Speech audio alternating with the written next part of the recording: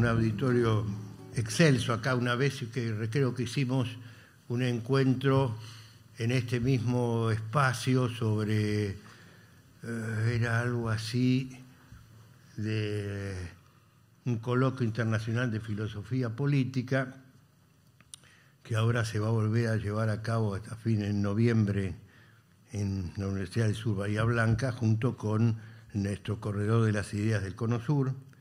Obviamente estamos hablando de una universidad como esta, tan, digamos, de tanta tradición reformista, a pesar de que no vivió, por cierto, la llamada hora americana del 1918, con el Grito de Córdoba, pero en efecto heredó muchas de sus mejores cualidades, ¿no? Esta idea de, decían los reformistas, aquellos de decir, de nombrar las cosas por su nombre, decir oligarquía en vez de gente decente, por ejemplo, y decir imperialismo en vez de hermana mayor o la democracia, la gran democracia del norte. Entonces, por un lado eso, por otro lado, el poder erigirse de alguna manera u otra en la Casa de la Esperanza, como llamaban los estudiantes a su universidad reformada, esperanza para pueblos como los nuestros, tan expuestos a toda clase de sojuzgamientos internos y también exógenos.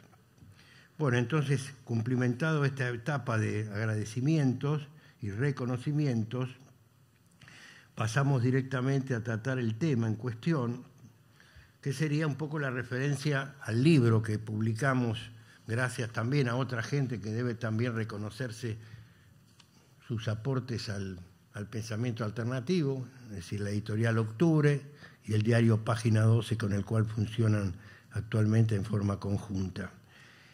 Bien, el libro en sí tiene como dos grandes facetas, lo que es la reforma en sí mismo y la etapa y lo que puede ser los albores del movimiento reformista, hablando de algo así de alrededor de principios del siglo XX. Estamos hablando de una época, una especie de magma ideológico, cultural y político que tiene que ver con las vanguardias. Ese es uno de los grandes motivaciones, más allá de otras que no vamos a considerar, ¿no? La vanguardia, y sobre todo de un movimiento que tuvo bastante fuerza, efecto en lo que fue la preformación de los reformistas, que fue el modernismo, la revolución estética que significó ese movimiento, a través de grandes figuras, nada menos que José Martí por de pronto, ¿no? Con su exaltación de la juventud, cosa que se dio en casi todos los modernistas latinoamericanos. Martí, por ejemplo, llegó en su Nuestra América a considerar que a la juventud como un poder angélico. Fíjense ustedes el grado de relevancia, angélico, porque era nada menos que los portavoces de reencarnar, digamos, lo que habían sido nuestras repúblicas dolorosas, decía, a lo largo del siglo XIX, y la posibilidad de unificar precisamente a los sectores más marginados, de la negritud, del indigenismo, etcétera, etcétera. Y después también apareció otro gran, digamos, intelectual, que fue nada menos que Rubén Darío, cuando hablaba de la juventud divino tesoro, cuando decía en su autobiografía que se oponía al anquilosamiento académico y que frente a eso, por ejemplo, exaltaba algo así como la libertad mental, ¿no? Una serie de actitudes que van marcando el camino. Después, mucho más tarde, aparece el manifiesto Martín Fierrista, con el gran Oliverio Girondo, también diciendo algo parecido, manifestándose en contra de la solemnidad del catedrático que momifica todo. Entonces, ya hay un clima de época muy especial, no es así, que va generando una actitud de rechazo de las instituciones en general, instituciones que de por sí digamos, tenían muy poco de democráticas. Y bueno, la reforma justamente va a tratar de democratizar y humanizar un poco, por lo menos, el mundo académico y también lo que podía ser también en cierta medida la sociedad civil y las relaciones internacionales, ni más ni menos. Fíjense qué hazaña, ¿no? Qué grado de, digamos así, como de entrega que podía tener, porque fue el caso, por ejemplo, de José Enrique Rodó, otro modernista que también le echaba a los jóvenes sobre sus espaldas, en sus alforjas, nada menos que la democratización de nuestro continente, el desarrollo de la ciencia y la integración latinoamericana. Fíjense ustedes qué desafío que sintieron nuestros jóvenes, estudiantes, muchos de ellos, para lo que representó después toda la serie de, movilizaciones que hubo a lo largo de ese siglo, que después finalmente fue llamado el siglo de la juventud, pero que una juventud muchas veces arrasada, muchas veces inmolada, en aras precisamente de esos grandes ideales. Entonces, bueno, eso es más o menos el clímax que rodea a lo que fue el espíritu o la causa prerreformista. Y obviamente al hablar de eso también el libro trata, por ejemplo, algo así como la bohemia o la vida bohemia, distinguiendo lo que era la bohemia, una bohemia dorada, digamos así, tirando manteca al techo, y una bohemia negra que era la identificación con los trabajadores, no es así, con los explotados, etcétera. Y y una bohemia, como decía Gómez Carrillo, el intelectual parisino, podemos decir, porque casi todos ellos tomaron a París como la segunda patria, ¿no?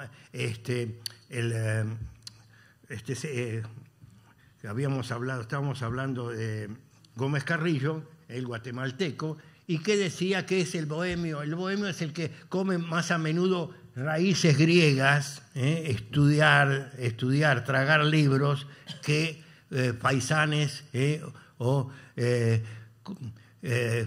carnes trufadas, etcétera, etcétera. Bueno, entonces ahí está más o menos planteado el tema previo, cómo fueron dando actitudes básicas, y también, obviamente, aparecen también nada menos que los movimientos estudiantiles a principios del siglo XX, unas confederaciones, etcétera, y va a ser eso muy presente en el caso de los primeros congresos americanos de estudiantes que tratamos aquí, a través de las actas, de todo lo que fue una profusión de muchos materiales, en una época en que se asignaba muy poca importancia. El estudiante era una especie de oreja o puro oído que tenía que dedicarse a receptar todo lo que podía transmitirle, así, desde el educador, que todo lo sabe, y el educando, que es una especie de vacío casi imposible de llenar, porque se veía la imagen del profesor como si fuera una especie como de domador de circo, que tenía que tener a raya esas salvajes, esas fieras ahí, indomables. Bueno, entonces, ese es el panorama, y los congresos americanos, eso tuvieron mucha importancia en el sentido de establecer los vínculos, los lazos entre distintos países, en una época a los albores de la democracia, en el caso de Uruguay, en el caso nuestro de Argentina, unos años más tarde. En 1908, el 8 nos está persiguiendo todo el tiempo. En 1918, el centenario de la Reforma. 1908, el primer gran congreso de estudiantes en Montevideo. 1948, el manifiesto comunista. 1968, el Mayo francés, y así sucesivamente. No es cuestión de creer en las cábalas, pero que de alguna manera hay algo de coincidencia en todo esto, supongo yo. Entonces, primer congreso de estudiantes americanos en Uruguay, se lanzan varias proclamas, entre ellas lo que decíamos de Rodó, el Ariel 1900, unos pocos años antes, donde se le daba una especie de factor mesiánico a la juventud. El libro de Ariel el Ariel de Rodó está dedicado a los jóvenes sudamericanos. Y al mismo tiempo entonces aparece la idea de cómo, decíamos, el joven sería aquel que tiene que lograr nuestra unidad como pueblos. Pero en realidad la misión excede a la juventud y recaería precisamente en lo más bajo de la sociedad. No los gobiernos, no la iglesia, no el ejército, nada, sino precisamente la muchedumbre, decía en el Congreso decía el inmenso rebaño, el Mesías esperado, el pueblo latinoamericano. Bueno, entonces ahí ya hay una apertura a lo que representa el extramuros, ¿no? Entonces, ¿por qué el gran valor de la reforma? Porque se salió, no es así, de la caparazón de la tortuga esa, como decía uno de los tantos reformistas, nada menos que un premio Nobel, Miguel Ángel Asturias, de que dejaran de ser las universidades caparazones ajenas al mundo exterior, a la pobreza y a la miseria y a todo lo que significaba, precisamente la marginalidad. Entonces, además de eso, otras grandes banderas que aparecen allí, por ejemplo, júntame la idea de la insurgencia, la rebelión como el factor por excelencia de la realidad. Si hay algo que pueda caracterizar a la vida es precisamente ese espíritu de rebeldía, el instinto frente a la materia inorgánica, en lo que puede ser la razón frente al instinto y finalmente el sueño por encima de todo eso que va más allá de la razón y que en última instancia se puede identificar con lo que luego se llamó la utopía, en fin, la imaginación al poder si quieren, etcétera, etcétera. Bueno, así que saltamos del congreso y pasamos a otro. Una serie, son 3 congresos que se hicieron en esa época, 1908, el 10 y 12, Uruguay, Buenos Aires y en el Centenario, y en el 1012 exactamente en Lima, Perú, en la Universidad Mayor de San Marcos. Y en el 14 no pudo llevarse a cabo por la guerra, por esto y aquello, pero iba a ser en Chile. Bien, entonces, pero junto a esto hay otra serie de congresos intermedios que no se han tenido muy en cuenta, que hemos podido detectar, por tanto, culicilla, como decía Berbisky, cuando le preguntaron con qué método llega usted a encontrar tantas cosas distintas que nadie conoce acerca sobre sospechas, de qué hay detrás del poder, del trono, etcétera, etcétera. Y dijo muy fácilmente, señores, culicilla y san se acabó. Es decir, pelarse bastante el traste. Por cierto que también hay que usar el bocho por otro lado, pero la dedicación y la voluntad podría llegar a mover montañas recónditas. Bueno, entonces, ¿qué tenemos? En Bogotá, en 1900, acá tenemos un compañero colombiano, no sé si, le tiramos un poquito de esta perla, si es que existen las perlas, pues las perlas son las que suelen caracterizar a los historiadores, digamos, historiadores de ocasión, no porque hayan descubierto alguna hipótesis, no porque hayan logrado alguna interpretación más o menos profunda de algo, sino porque descubrieron un documento perdido. Entonces a mí tuve ocasión de conocer las actas del primer congreso de estudiantes de la Gran Colombia, que reunía Ecuador, Venezuela junto con Colombia, y ahí ni más ni menos se produce una especie de fisura en esto de América, el Congreso de Estudiantes de Americanos. Pero entonces ahí se preguntaban los muchachos, ¿pero que americanos hasta qué punto? ¿Qué nos une no es así? Lo que Rodó decía, los gigantes con pie de barro del norte con nosotros. Y entonces ahí acuñaron 2 frases y dijeron, por ejemplo, tenemos, ellos en realidad son las águilas del norte y nosotros somos los cóndores del sur. Paremos, digamos, dejémonos de macanear en cierta forma y usemos y ahí se estaba acuñando un poco la conciencia antiimperialista en el estudiantado latinoamericano. De alguna manera, por cierto, que hubo otras aproximaciones, pero nominalmente ahí la tenemos como una de las causas. Bueno, rápidamente tendríamos que pasar a ya lo que presentó, en cierta manera, el Grito de Córdoba, todo ese año 18 de huelgas, ¿no es así?, gremiales de los estudiantes de medicina que reclamaban no perder el internado en el hospital de clínicas, etcétera, etcétera, etcétera. Pero bueno, finalmente lo que es la piedra de escándalo, la Carta de Ciudadanía va a ser del movimiento reformista el famoso manifiesto liminar. Ese manifiesto liminar, donde, bueno, ya se sabe, dirigido también, como Rodó, como el propio Ingenieros en sus libros, dirigido a todas las juventudes nuestroamericanas. Y ahí entonces se habla de una nueva hora, no dice nueva, dice la hora, estamos viviendo la hora americana. Claro, la hora americana es la segunda hora americana, la primera había sido los movimientos de la independencia, etcétera, etcétera.